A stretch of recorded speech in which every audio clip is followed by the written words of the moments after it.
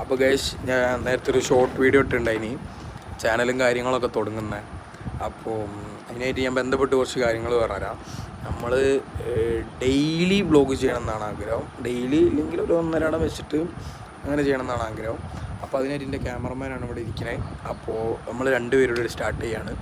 അപ്പോൾ മാക്സിമം എല്ലാവരും സപ്പോർട്ട് ചെയ്യുക. എല്ലാവരും എൻ്റർടൈൻമെൻറ്റ് ചെയ്യുന്ന വ്ളോഗുകളായിരിക്കും. ഡെയിലി വ്ളോഗ്, വീട്ടിൽ നടക്കുന്ന കാര്യങ്ങളെല്ലാം ഉണ്ടാവും.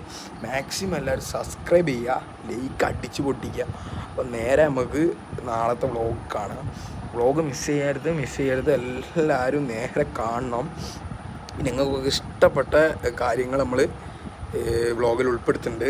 നിങ്ങൾക്കൊക്കെ കാണാൻ വേണ്ടി പാകത്തിനുള്ള എല്ലാ കാര്യങ്ങളും ഉണ്ടാവും വ്ളോഗിൽ.